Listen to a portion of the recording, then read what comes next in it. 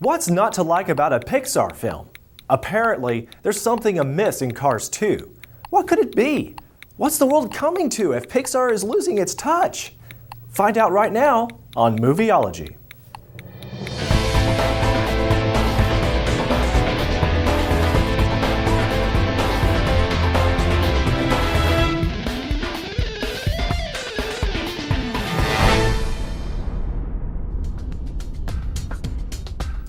Star race car Lightning McQueen and the fun-loving tow truck Mater head overseas to compete in the first ever World Grand Prix, sponsored by alternative fuel company All in All. But the road to the championship is filled with plenty of potholes, detours, and hilarious surprises when Mater gets caught up in an intriguing adventure of his own, international espionage.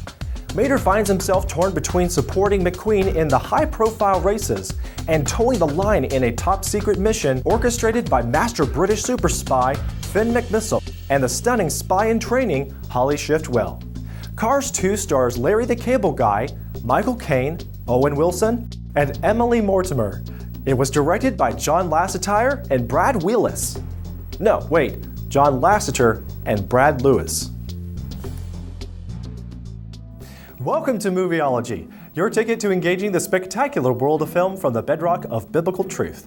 I'm Joseph Darnell. So I'm really excited to review my first Pixar film. I grew up with Pixar's wonderful worlds of make-believe. They have some films that have made a profound impression on me, and the first Cars was never my favorite, but still an entertaining flick. I've never taken interest in NASCAR or racing, but with time, I warmed up to the first Cars and appreciate great characters like Mater and Doc Hudson. So what's not to like about Cars 2? And why is it not finding the admiration of the prequel?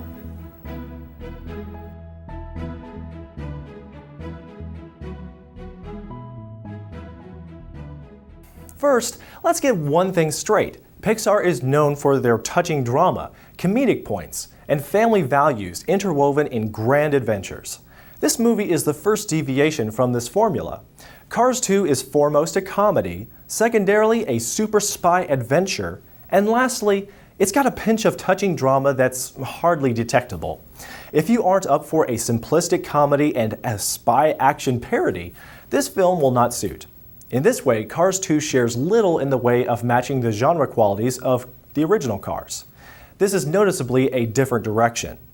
As well as ever, Pixar excels at matchless beautiful imagery, acting performances, sound, and clever creativity. The aesthetic of Cars 2 is worth 5 stars in and of itself. The soundtrack, though limiting and shallow as the first Cars score, is to be expected since it matches commercialized pop, big city, trending culture, fast fashionable, hype-driven sensationalism. It's an integral part of the storytelling, like the super spy themes we hear whenever British Finn McMissile is up to some daring do. If you're not one for the sensational or suspension of disbelief, you probably won't appreciate the film. The spies use clever James Bond-like gadgetry that make possible impossible advantages in the superhero-like fights and chases. But if you're aware of the comical parody of it all, you should view the impossible as part of the zany and humorous ride. Very little in Cars 2 is meant for critical eyes to evaluate for realism. Now, a great portion of criticism is aimed at this film for its mixed messages and political overtones. I'm going to call it as I see it. Cars 2 is loaded with mixed messages, as is the real world it reflects. The film emulates problems we see in reality. Superficial behavior is seen in many characters and ways of life throughout Cars 2, and these are issues to be sure. But this film is consistent with man's characteristic immoral personalization of all things vain and materialistic.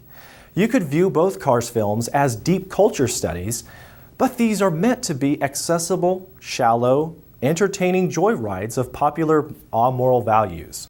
For example, a characteristic mixed message of the film ties into the prequel. If you remember, McQueen had objectified Sally, the Porsche in the first film, when he liked her merely for physical appearance. This was not condoned in Cars, as it demonstrated the lack of McQueen's character. Then, in this film, Sally likes the look of Francesco the way that Lightning looked at her. This turns the tables on Lightning, as he is jealous of her attention and affection. Apparently, It's funny and okay for female cars to ogle male cars, but not the other way around. Now, many critics are confused as to what makes the villains villainous. If I had time, I would elaborate on how little understanding pagan culture has of good and evil, and why it's tough on them to interpret right from wrong. But I don't. All I need to say is that the villains in this film are ruthless cutthroats. They are evil on biblical grounds, not for any hidden agenda about fossil fuels versus synthetics. These villainous cars murder, lie, torture, steal, covet, and for the same drives we all face if we succumb to sin. These cars are greedy for gain. The lemon vehicles envy what they do not have. If there is something they cannot obtain, then no one can have it.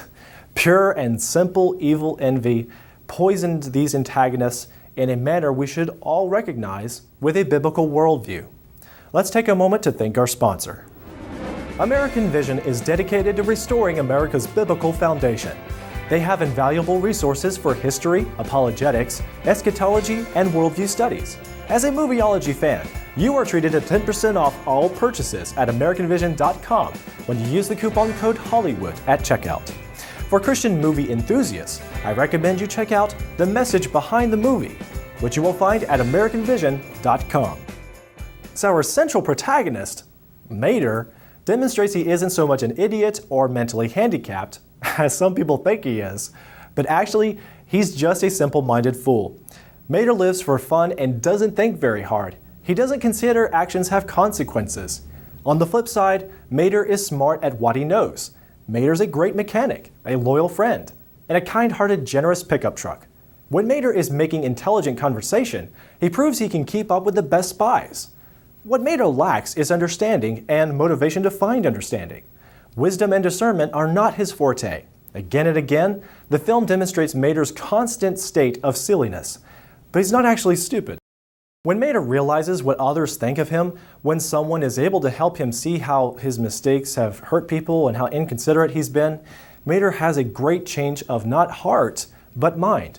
Mater is determined to act smart. He outdoes the greatest of the intelligent cars around him and saves the day.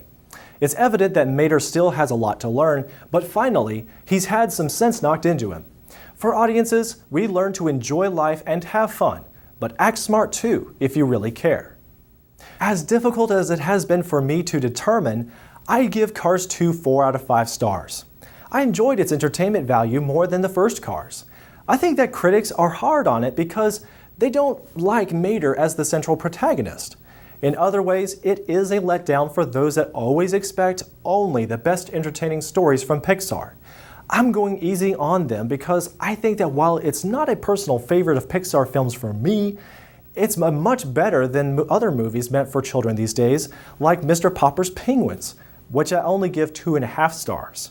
Sadly, we're out of time for today. But of course, much more could be said about Cars 2, so if you have seen it, we would love your insights and a comment. Remember to watch the show online at Movieology.tv. Like us on Facebook, follow us on Twitter, sign up for the e-newsletter, and please do us the biggest favor. Share Movieology with your friends and family that like to discuss movies. I'm Joseph Darnell. Until next time, thank you for watching Movieology. All right, are we done? Okay. Computer, change me back into myself. Request acknowledged. For me to determine. There's too many words with similar syllables. As I was saying, Let's roll out. No! This paragraph is my enemy. I will defeat you.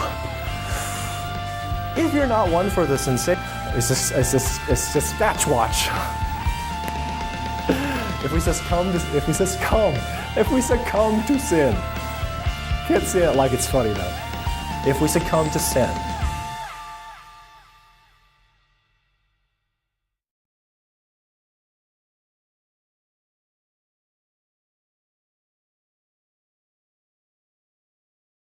Lindsay, you're my anchor. You need to be behind that camera so I feel like I'm in touch with the world.